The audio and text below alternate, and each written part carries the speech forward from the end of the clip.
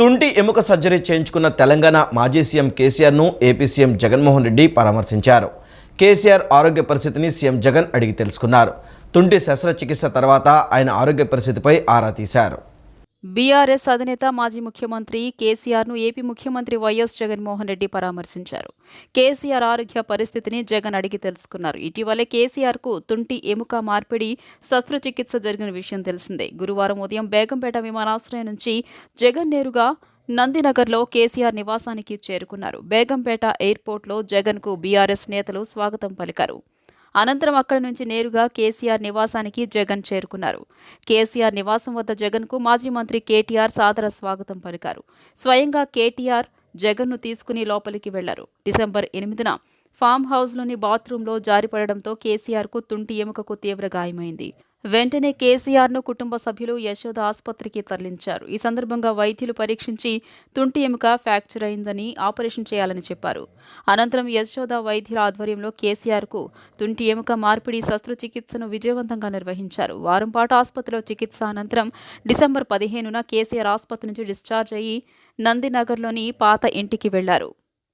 గ్రామంలో సర్పంచులకు ఉన్న సర్వ అధికారాలను తెలుగుదేశం అధికారంలోకి వచ్చిన వెంటనే తిరిగి అందజేస్తామని ఆ పార్టీ అధినేత చంద్రబాబు హామీ ఇచ్చారు. కేంద్రం నుంచి వచ్చే ఆర్థిక సంఘం నిధులనే పంచాయతీలకే కేటాయిస్తామని తెలిపిన చంద్రబాబు పెండింగ్ బిల్లులను వడ్డీతో సహా చెల్లిస్తామని అభయమిచ్చారు. ఫైనాన్స్ కమిషన్ ఏర్పాటు చేసి రాష్ట్ర బడ్జెట్లో కనీసం 5% నిధులు పంచాయతీలకు కేటాయిస్తామని, వచ్చే 5 ఏళ్లలో ఈ నిధులను 10% పెంచుతామని హామీ ఇచ్చారు.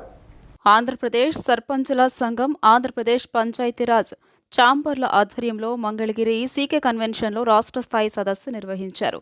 ఈ సదస్సుకు తెలుగుదేశం అధినేత చంద్రబాబు ముఖ్య అతిథిగా హాజరయ్యారు. స్థానిక సుపరిపాలన, ఆత్మగౌరవం, ఆత్మవిశ్వాసం నినాదంతో పంచాయతీలకు ఆయన ప్రత్యేక డిక్లరేషన్ ప్రకటించారు. స్థానిక సంస్థల గౌరవాన్ని జగన్ తగ్గించేశాడని మండిపడిన చంద్రబాబు తెలుగుదేశం అధికారంలోకి వచ్చిన వెంటనే సర్పంచ్లకు ఉన్న అన్ని అధికారాలను తిరిగి అప్పగిస్తామని స్పష్టం చేశారు. గౌరవ వేతనాలు సైతం పెంచుతామన్నారు. గ్రామాల్లో జరిగే ప్రతి అభివృద్ధి కార్యక్రమంలో సర్పంచ్లే కీలక భూమిక పోషించేలా ప్రత్యేక చర్యలు చేపడతామన్నారు. ఆర్థిక సంఘం నిధులను జగన్ దారి మళ్లించారని చంద్రబాబు విమర్శించారు. తెలుగుదేశం అధికారంలోకి వచ్చిన తర్వాత కేంద్రం నుంచి వచ్చే నిధులు నేరుగా పంచాయతీలకు చేరేలా చూస్తామన్న ఆయన ఫైనాన్స్ కమిషన్ ఏర్పాటు చేసి బడ్జెట్లో 5% నిధులు పంచాయతీలకు కేటాయిస్తామని హామీ ఇచ్చారు. సర్పంచ్ల రాష్ట్ర స్థాయి సదస్సుకు హాజరైన అధికార పార్టీ సర్పంచులు ప్రభుత్వ విధానాలను తప్పుపట్టారు. అధికార పార్టీలో ఉండి కూడా ప్రజలకు ఏం చేయలేకపోతున్నామని ఆవేదన వ్యక్తం చేశారు. ఈ సదస్సుకు హాజరైన పలువురు వైఎస్ఆర్సీపీ సర్పంచ్లను సస్పెండ్ చేస్తున్నట్లు ఆ పార్టీ నుంచి వారి ఫోన్లకు ఎస్ఎంఎస్లు వచ్చాయి. దీనిపై ఆగ్రహం వ్యక్తం చేసిన వారు తామే పార్టీకి రాజీనామా చేస్తున్నట్లు ప్రకటించి తెలుగుదేశంలో చేరారు. ప్రతి ఒక్క ఊరికి 5 సంవత్సరాల్లో మీరు ఏం చేయగలుగుతారో ఒక ప్రణాళిక తయారు చేసుకోవడం, దాన్ని అమలు చేయడం, ఆ సర్వ అధికారాలు మీకు ఇచ్చే బాధ్యత, దానికి కావలసిన నిధులు విధులు మీకు ఇచ్చే బాధ్యత తెలుగుదేశం పార్టీ తీసుకుంటామని మీ అందరికీ హామీ ఇస్తున్నా. క్షేత్రస్థాయిలోని అధికారాలు విధులు ప్రణాళికలు తయారు చేయడం, మీ గ్రామం ఒక విజన్ డాక్యుమెంట్ తయారు చేసుకుని మీరు ఒక పద్ధతి ప్రకారం పనిచేసుకోవడానికి ఏమేమి అధికారాలు ఇవ్వాలనో ఆ అధికారాలు ఇస్తాం, ఎన్ని నిధులు కావాలనో నిధులు ఇస్తాం. అందుకే బడ్జెట్లో చాలా స్పష్టంగా చెప్తున్నా. కాంగ్రెస్ పార్టీలో వైఎస్ఆర్టీపీని షర్మిల విలీనం చేశారు. రాహుల్, మల్లికార్జున ఖర్గే సమక్షంలో కాంగ్రెస్ పార్టీ కండవా కప్పుకున్నారు. దేశంలోని అతిపెద్ద లౌకిక పార్టీ కాంగ్రెస్ అని, కాంగ్రెస్ పార్టీ ఏ బాధ్యత ఇచ్చినా నిబద్ధతతో పనిచేస్తానన్నారు. వైఎస్ఆర్ జీవితమంతా కాంగ్రెస్ కోసం పనిచేశారన్నారు. తాను తండ్రి వైఎస్ఆర్ అడుగుజాడల్లో నడుస్తున్నానన్నారు. వైఎస్ఆర్టీపీ అధినేత్రి వైఎస్ షర్మిలారెడ్డి కాంగ్రెస్ పార్టీలో చేరారు. గురువారం ఉదయం ఏఐసీసీ చీఫ్ మల్లికార్జున ఖర్గే, కాంగ్రెస్ అగ్రనేత రాహుల్ గాంధీ సమక్షంలో షర్మిల కాంగ్రెస్ పార్టీ కండువా కప్పుకున్నారు. షర్మిల చేరికతో కాంగ్రెస్ పార్టీలో వైఎస్ఆర్టీపీ విలీనమైంది.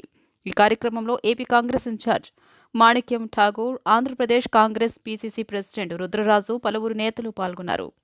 కాంగ్రెస్ పార్టీలో చేరడం సంతోషంగా ఉందని, కాంగ్రెస్లో వైఎస్ఆర్టీపీని విలీనం చేశామని షర్మిల అన్నారు. కాంగ్రెస్ పార్టీ ఏ బాధ్యత ఇచ్చినా నిబద్ధతతో పనిచేస్తానని స్పష్టం చేశారు. కాంగ్రెస్ పార్టీలో వైఎస్ రాజశేఖర రెడ్డి గొప్ప నేత అని అన్నారు. ఆయన ఎప్పుడూ కాంగ్రెస్ పార్టీ కోసం అహర్నిశలు శ్రమించారని గుర్తు చేశారు.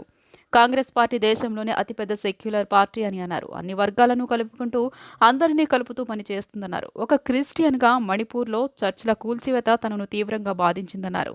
సెక్యులర్ పార్టీ అధికారంలో లేకపోతే ఏం జరుగుతుందనడానికి ఇదొక నిదర్శనమని పేర్కొన్నారు. భారత్ జోడో యాత్ర రాహుల్ గాంధీపై నమ్మకాన్ని తనతో పాటు ప్రజలందరిలో పెంచిందన్నారు. కేసీఆర్ వ్యతిరేక ఓటు చేయకూడదన్న ఉద్దేశంతో కాంగ్రెస్కు మద్దతు ప్రకటించి పోటీ చేయలేదని వెల్లడించారు. రాహుల్ గాంధీని ప్రధానిగా చూడాలన్నది తన తండ్రి వైఎస్ఆర్ ఆశయమని వైఎస్ షర్మిల పేర్కొన్నారు. ఈరోజు వైఎస్ఆర్ తెలంగాణ పార్టీని కాంగ్రెస్ పార్టీలో విలీనం చేస్తున్నందుకు రాజశేఖర రెడ్డి బిడ్డగా నేను సంతోషిస్తున్నా. ఎందుకంటే ఈ రోజు నుంచి వైఎస్ఆర్ తెలంగాణ పార్టీ కాంగ్రెస్ పార్టీలో భాగమై, కాంగ్రెస్ పార్టీ ఉన్నంత వరకు వైఎస్ఆర్ తెలంగాణ పార్టీ కూడా కాంగ్రెస్ పార్టీలో భాగమై ఉంటుంది. కాబట్టి వైఎస్ఆర్ తెలంగాణ పార్టీ నాయకులు, వైఎస్ఆర్ తెలంగాణ పార్టీ కార్యకర్తలు నాతో పాటు ఈ రోజు చాలా సంతోషంగా ఇండియన్ నేషనల్ కాంగ్రెస్ పార్టీలో విలీనం కావడం జరుగుతుంది. రాజశేఖర రెడ్డి గారు బ్రతికున్నంత కాలం నమ్మకంగా కాంగ్రెస్ పార్టీకి సేవ చేయడమే కాకుండా రాజశేఖర రెడ్డి గారు చనిపోయే నాటికి కూడా కాంగ్రెస్ పార్టీకి సేవ చేస్తూనే చనిపోయారు. ఈ రోజు రాజశేఖర రెడ్డి బిడ్డ కాంగ్రెస్ పార్టీలో చేరుతుంది అంటే రాజశేఖర రెడ్డి గారికి చాలా సంతోషం, చాలా గర్వం కలిగించే విషయం అని నేను నమ్ముతున్నా. ఎందుకంటే ఈరోజు మన దేశంలోనే అతిపెద్ద సెక్యులర్ పార్టీ కాంగ్రెస్ పార్టీ. కాబట్టి ఇచ్చిన హామీలను అమలు చేయాలంటూ మున్సిపల్ కార్మికులు చేపట్టిన సమ్మె కారణంగా నగరంలో చెత్త పేరుకుపోతుంది. నగరంలో చెత్త తరలించేందుకు కార్పొరేషన్ అధికారులు తీసుకుంటున్న అరాకొరా చర్యలతో ఫలితం లేకుండా పోతుంది. నగరంలో చెత్త తరలింపు పూర్తి స్థాయిలో ముందుకు సాగడం లేదు. దీంతో ఆయా ప్రాంతాలలో దుర్గంధం వెదజల్లుతుండడంతో పాదచారులు, వాహనదారులు తీవ్ర ఇబ్బందులకు గురవుతున్నారు. ఏపీలో మున్సిపల్ కార్మికుల సమ్మె రోజురోజుకు ఉధృతంగా కొనసాగుతుంది. ప్రతిపక్ష నేతగా జగన్ ఇచ్చిన హామీలు అమలు చేయాలంటూ కాంట్రాక్ట్ అవుట్ సోర్సింగ్ పారిశుద్ధ్య కార్మికులు తమ సమ్మెను కొనసాగిస్తున్నారు. మరోవైపు కార్మికుల సమ్మెతో నగరంలోని ప్రధాన రహదారులపై చెత్త ఎక్కడికక్కడ పేరుకుపోతుంది. దీంతో ప్రజలు అనేక ఇబ్బందులు పడుతున్నారు. చెత్తను తొలగించేందుకు కార్పొరేషన్ అధికారులు చేపట్టిన చర్యలు ఎక్కువ ప్రయోజనాన్ని కలిగించలేకపోతున్నాయి. పర్మనెంట్ మున్సిపల్ కార్మికులతో చెత్తను తొలగించేందుకు అధికారులు తీసుకుంటున్న అరాకొర చర్యలు పూర్తి స్థాయిలో ఫలితాన్ని ఇవ్వలేకపోతున్నాయి. దీంతో రోడ్లపై పేరుకుపోతున్న చెత్తతో దుర్గంధం వెదజల్లుతోంది. ఇక నిత్యం ఇళ్ల వద్ద చెత్తను సేకరించేవారు కూడా సమ్మెలో పాల్గొనడంతో ప్రజలు, వివిధ కాలనీ వాసులు తమ తమ ఇంటి చెత్తను, ఆహార నిల్వ పదార్థాలను, వ్యర్థాలను క్యారీ బ్యాగులతో తెచ్చి తమ వీధి చివరో చెత్తను డంప్ చేసే ప్రదేశాల్లో పారేస్తున్నారు. దీంతో ఆ ప్రాంతంలో దుర్గంధం వెదజల్లుతుండడంతో పాదచారులు ముక్కులు మూసుకుని వెళ్లాల్సిన పరిస్థితులు నెలకొంటున్నాయి. పేరుకుపోతున్న చెత్త కారణంగా డెంగ్యూ, మలేరియా వంటి జ్వరాలతో పాటు అంటు వ్యాధులు ఎక్కడ ప్రబలుతాయోనని ప్రజలు ఆందోళన వ్యక్తం చేస్తున్నారు. కుప్పలు కుప్పలుగా చెత్త పేరుకుపోతుండడంతో ప్రజలు అసౌకర్యానికి గురవుతున్నారు. రహదారులపై చెత్త కారణంగా పాదచారులు, వాహనదారులు తీవ్ర ఇబ్బందులకు గురవుతున్నారు. చంద్రబాబు అరెస్ట్ అయిన సమయంలో మనస్తాపంతో మృతి చెందిన కుటుంబాలను పరామర్శించేందుకు చంద్రబాబు సతీమణి భువనేశ్వరి చేపట్టిన నిజం గెలవాలి యాత్ర ఈరోజు పునఃప్రారంభించారు. విజయనగరంలో చంద్రబాబు అక్రమ అరెస్టును తట్టుకోలేక గుండెపోటుతో మరణించిన అప్పారావు కుటుంబాన్ని భువనేశ్వరి పరామర్శించి కుటుంబ సభ్యులను ఓదార్చారు. అప్పారావు భార్య, కుమారుడితో మాట్లాడి వారి సమస్యలు అడిగి తెలుసుకున్నారు. అనంతరం బాధిత కుటుంబానికి 3 లక్షల ఆర్థిక సాయం అందించి టీడీపీ ఎల్లవేళలా అండగా ఉంటుందని భరోసా కల్పించారు. గత ప్రభుత్వ హయాంలో అభివృద్ధిని గాలికి వదిలేశారని తూర్పు నియోజకవర్గ వైసీపీ సమన్వయకర్త దేవినేని అవినాష్ విమర్శించారు. స్థానిక ఎన్నికల్లో ఏ నమ్మకంతో అయితే ప్రజలు వైసీపీ అభ్యర్థిని గెలిపించారో ఆ నమ్మకం నిలబెట్టుకునే విధంగా జగన్ పాలన ఉందన్నారు.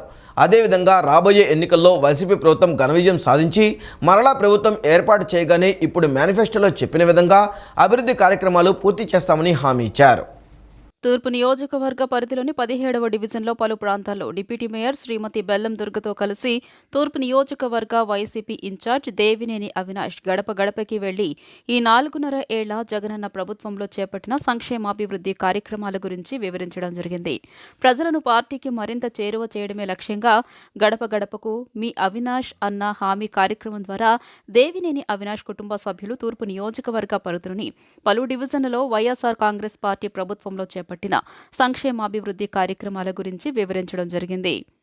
ఈ సందర్భంగా అవినాష్ మాట్లాడుతూ 17వ డివిజన్ ఈ కరకట్ట ప్రాంతంలో వరదలు వస్తే ప్రాణాలు అరచేతిలో పెట్టుకుని ప్రజలు పునరావాస కేంద్రాలకు తరలి వెళ్లే పరిస్థితి ఉండేదని అన్నారు. కానీ జగనన్న పాదయాత్రలో వారి కష్టాలను స్వయంగా చూసి చలించి ముఖ్యమంత్రి అవ్వగానే 125 కోట్ల రూపాయలు వెచ్చించి వారి కష్టాలకు శాశ్వత పరిష్కారం చూపించారని అన్నారు.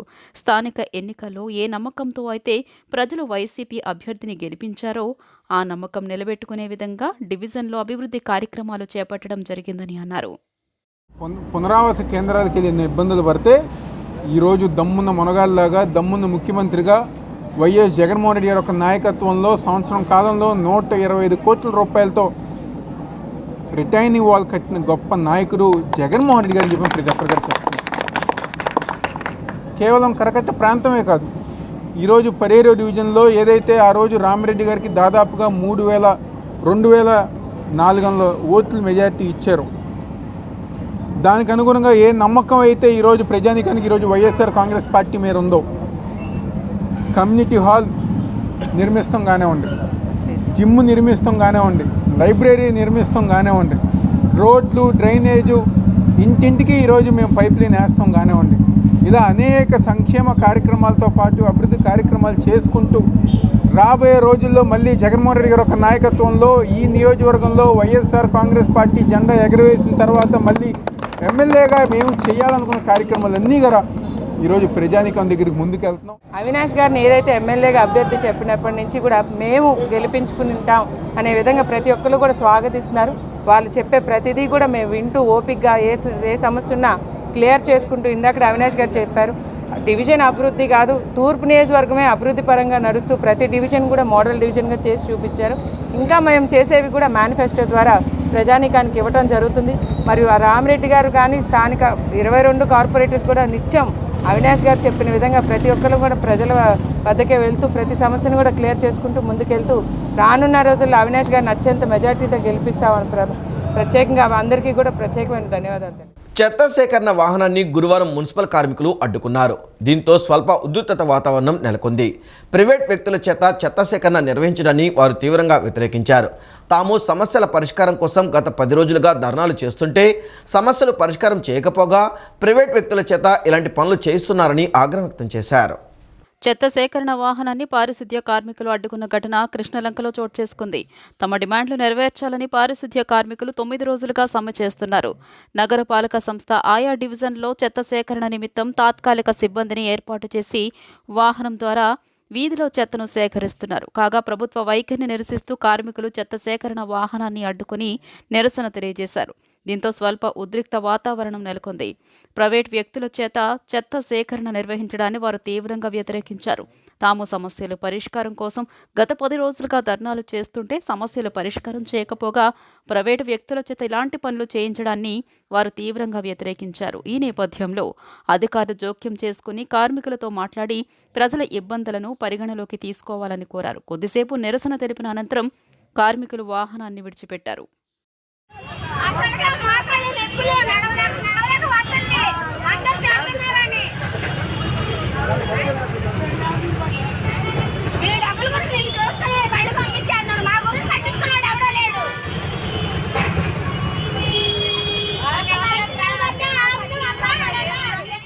వైసీపీ సర్కార్పై మున్సిపల్ కార్మిక సంఘాల నేతలు జేఏసీ తీవ్రస్థాయిలో ధ్వజమెత్తారు. చర్చల పేరుతో కాలయాపన చేస్తున్న ప్రభుత్వం దొంగ జీవులతో కార్మికులను మభ్యపెట్టేందుకు యత్నిస్తుందని దుయ్యబట్టారు. నిన్న హనుమాన్పేటలోని దాసరి భవన్లో నిర్వహించిన మీడియా సమావేశంలో జేఏసీ నాయకులు రంగనాయకులు సుబ్బారాయుడు తదితరులు మాట్లాడారు. సమాన పనికి సమాన వేతనం కింద కార్మికులకు 26,000 చెల్లించాలని, అలాగే కాంట్రాక్ట్ అవుట్సోర్సింగ్ ఉద్యోగులు కార్మికులను పర్మనెంట్ చేయాలని వారు డిమాండ్ చేశారు. అయితే ప్రభుత్వం రెవెన్యూ ఖర్చులను ఇంకో ఖర్చులను చెప్పి తాత్సారం చేయడానికి కుదరదు. ఇది ఎన్నికల సీజన్ కాబట్టి ప్రభుత్వం ప్రచారం చేసుకోవడానికి వైసీపీ పార్టీ ప్రచారాలకు వినియోగిస్తున్నట్లు ప్రభుత్వ ఖర్చులు పెరుగుతూ ఉన్నాయి. ఆడుదాం ఆంధ్ర అని చెప్పేసి ఇవాళ ముఖ్యమంత్రి జగన్మోహన్ రెడ్డి గారు సిగ్గు లేకుండా ఇవాళ ప్రచారం చేస్తూ ఉన్నాడు.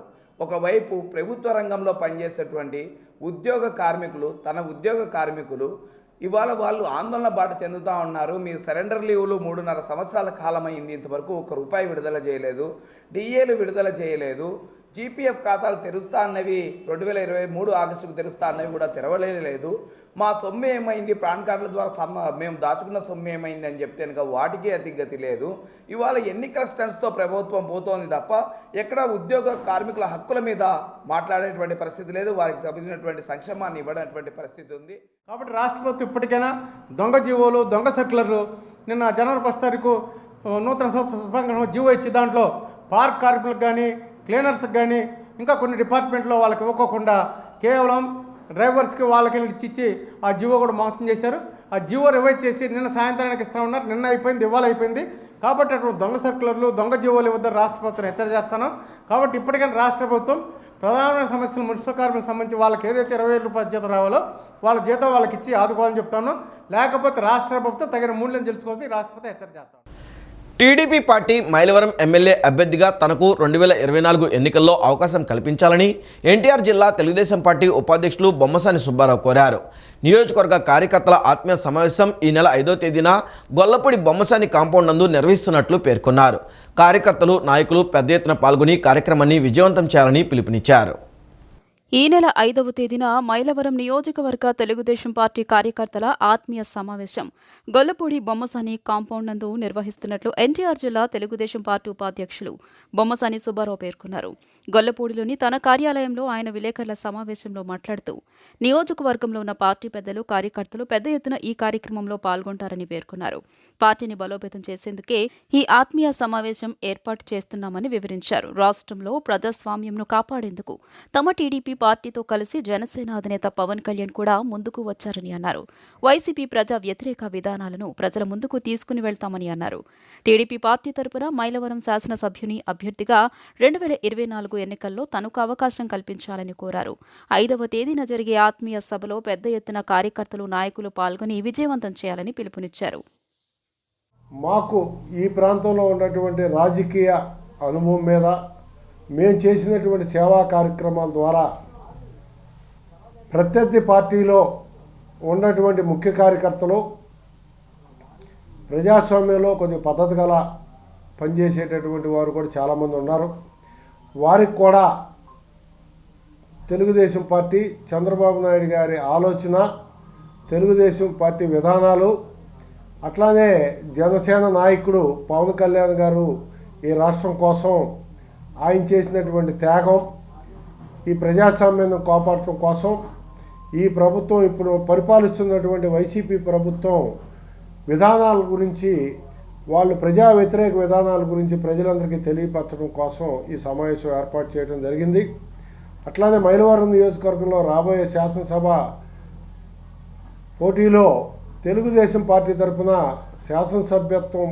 శాసనసభ్యుడిగా పోటీ చేయటం కోసం అవకాశం ఇవ్వమని చంద్రబాబు నాయుడు గారిని కూడా అడగటం జరిగింది. ఇక్కడ ఉన్నటువంటి కార్యకర్తలు, పార్టీ పెద్దల ద్వారా కూడా, జనసేన మిత్రుల ద్వారా కూడా చంద్రబాబు నాయుడు గారికి అప్పీల్ చేయడం జరుగుతుంది. చేతి వృత్తులకు, హస్తకళలకు చేయూతను అందించేందుకు నాబార్డ్ కృషి చేస్తుందని, చేతి వృత్తిదారులు, హస్తకళాకారులకు సుస్థిర జీవనోపాధి అవకాశాలను మెరుగుపరిచేందుకు ప్రోత్సాహం అందిస్తుందని చేనేత, జౌళి శాఖ రాష్ట్ర ప్రభుత్వ ప్రధాన కార్యదర్శి కె సునీత అన్నారు. క్రాఫ్ట్ మేళాలతో చేనేత, హస్తకళాకారుల జీవనోపాధి అవకాశాలు విస్తృతం అవుతాయని తెలిపారు. వారసత్వ సంపదను మన ముందు తరాలకు అందించేందుకు, అవగాహన కల్పించేందుకు దోహదం చేస్తాయని తెలియజేశారు. నాబార్డు ఏపీ ప్రాంతీయ కార్యాలయం ఆధ్వర్యంలో పటమట మేరీ స్టెల్లా ఇండోర్ స్టేడియంలో ఏర్పాటు చేసిన హస్తకళలు, చేనేత మహిళా సంఘాల ఉత్పత్తుల ప్రదర్శన, విక్రయ మేళాను నిన్న ప్రారంభించారు. చేనేత, జౌళి శాఖ రాష్ట్ర ప్రధాన కార్యదర్శి K Sunitha, reserve bank of India regional director ఏవో Basheer, AP NABARD CGM MR Gopal తదితరులతో కలిసి ప్రదర్శన ప్రారంభించారు. స్టాళ్లను పరిశీలించి ఉత్పత్తుల వివరాలను అడిగి తెలుసుకున్నారు. ఈ సందర్భంగా కె సునీత మాట్లాడుతూ సంప్రదాయ హస్తకళలు, చేనేతను ప్రోత్సహించేందుకు నాబార్డు కృషి చేస్తుండడం అభినందనీయమని అన్నారు. ఇలాంటి క్రాఫ్ట్ మేళాలతో చేనేత, హస్తకళాకారుల జీవనోపాధి అవకాశాలు విస్తృతం అవుతాయని తెలియజేశారు. తెలంగాణ, కర్ణాటక, ఒడిశా, మహారాష్ట్ర, తమిళనాడు, ఉత్తరప్రదేశ్, మధ్యప్రదేశ్ తదితర 13 రాష్ట్రాలకు చెందిన హస్తకళాకారులు, చేతి వృత్తిదారులు తమ ఉత్పత్తులతో స్టాళ్లను ఏర్పాటు చేసినట్లు తెలిపారు. మొత్తం 69 స్టాళ్లతో పాటు డిజిటల్ ట్రాన్స్ఫర్మేషన్పై అవగాహన కల్పించేందుకు, ఆర్థిక సాక్షరత పొందేందుకు బ్యాంకులతో మరో 2 స్టాళ్లు ఏర్పాటు చేసినట్లు తెలియజేశారు. క్రాఫ్ట్ మేళాను సందర్శించి హస్త, చేనేత కళాకారులను ప్రోత్సహించాలని సునీత కోరారు. NABARD AP chief general manager M R Gopal మాట్లాడుతూ వెంకటగిరి, మంగళగిరి, పోచంపల్లి తదితర ప్రాంతాలకు చెందిన చేనేత ఉత్పత్తులతో పాటు కొండపల్లి, ఏటుకొప్పాక బొమ్మలు, పర్యావరణ హిత ఉత్పత్తులు, తోలుబొమ్మలు, స్వయం సహాయక సంఘాల ఉత్పత్తులు తదితర స్టాళ్లను ఏర్పాటు చేసినట్లు తెలిపారు. చేనేత హస్తకళాకారులు వినియోగదారుల అవసరాలను, అభిరుచులను గుర్తించి వాటికనుగుణంగా తమ ఉత్పత్తులకు మెరుగులు దిద్దాలని, విలువ జోడింపు చేయాలని సూచించారు. ఇది 6వ తారీఖుని స్టార్ట్ అయ్యి ఈరోజు 3rd స్టార్ట్ అయ్యి 12th వరకు ఉంటుంది. ఇక్కడ వాళ్ళ ఇచ్చిన లోన్స్కి ఇచ్చిన సొసైటీస్, ఎఫ్పిఓస్ అట్లా ఒక 13 రాష్ట్రాల నుండి ఒక 60 స్టాల్స్ పెట్టి హ్యాండ్లూమ్స్, హ్యాండీక్రాఫ్ట్స్ తదితర వేరే ప్రోడక్ట్స్ అన్ని పెట్టడం జరుగుతుంది. వాళ్ళు ఇచ్చే లోన్స్, తర్వాత మార్కెటింగ్, ఒకలాంటి మార్కెటింగ్ ఇది క్రియేట్ చేస్తానికి ఇక్కడ వీళ్ళది పెట్టడం జరిగింది. విజయవాడ వాసులందరూ ఇక్కడికి వచ్చి నబార్డ్ అంటే మన national bank for agriculture and rural development వాళ్ళ ఆధ్వర్యంలో జరిగే ఈ ఎగ్జిబిషన్ని మీరందరూ ప్రోత్సహించాలని కోరుతున్నాము. At Vijayawada, which is an annual function for us to invite the weavers, artisans, handloom persons who have been supported under NABARD schemes so that they get a marketing platform to sell their products and exhibit them also. And this kind of exhibition helps them to get not only retail orders but also wholesale orders, bulk orders, and they are able to network with other states also, because we have artisans coming from about 10 or 13 states from all over the country, and they eagerly look forward to this period when the sales in Vijayawada is very encouraging, and that's why we have some 60 stalls here from the around 13 states of the country. పుస్తక ప్రియులతో విజయవాడ ప్రభుత్వ polytechnic కళాశాల ప్రాంగణంలో నిర్వహిస్తున్న 34వ పుస్తక మహోత్సవం కిటకిటలాడుతుంది. విద్యార్థులు, యువత ఎక్కువ మంది పుస్తక మహోత్సవానికి వచ్చి తమకు నచ్చిన పుస్తకాలు కొనుగోలు చేస్తున్నారు. చిన్నారులు, స్కూల్ పిల్లలు తమ తల్లిదండ్రులతో వచ్చి తమకు నచ్చిన పుస్తకాలను ఉత్సాహంగా కొనుగోలు చేస్తున్నారు. విజయవాడ పుస్తక మహోత్సవానికి వస్తున్న పాఠకుల సంఖ్య రోజురోజుకు పెరుగుతోంది. కేవలం నగరానికి చెందినవారు మాత్రమే కాకుండా గుంటూరు, ఏలూరు, ప్రకాశం తదితర జిల్లాల నుంచి పుస్తక ప్రియులు పెద్ద సంఖ్యలో తరలివస్తున్నారు. ప్రతిరోజు సాయంత్రం నుంచి రాత్రి వరకు పుస్తక మహోత్సవ ప్రాంగణం పుస్తక ప్రియులతో రద్దీగా మారుతోంది. చిన్న పెద్ద తేడా లేకుండా పెద్ద సంఖ్యలో ప్రజలు పుస్తక మహోత్సవానికి తరలి రావడంతో పాలిటెక్నిక్ కళాశాల ప్రాంగణం కిటకిటలాడింది. పుస్తక మహోత్సవం ప్రారంభం నుంచి విద్యార్థులు, సాహితీ ప్రియులు వస్తూనే ఉన్నారు. కొన్ని విద్యా సంస్థలు పుస్తక మహోత్సవాన్ని బుక్ టూర్గా ప్రకటించుకున్నాయి. ఒక్కో రోజున విద్యార్థులను పుస్తక మహోత్సవానికి తీసుకువస్తున్నారు. పుస్తక మహోత్సవానికి వస్తున్న పాఠకుల సంఖ్య పెరుగుతుండటంతో ప్రచురణకర్తలు ఆనందం వ్యక్తం చేస్తున్నారు. సాహితీ ప్రియులు, పుస్తక రచయితలు, శ్రేయాభిలాషులు, పిల్లలు, మహిళలు పెద్ద ఎత్తున వచ్చారు. శాస్త్ర, విజ్ఞానం, వినోదం, ఆహ్లాదం, సైన్స్, ఆధ్యాత్మికం, ఆరోగ్యం, నవలల స్టాళ్ల వద్ద రద్దీ కనిపించింది. ఈ వార్తలు ఇంతటితో సమాప్తం. నమస్కారం.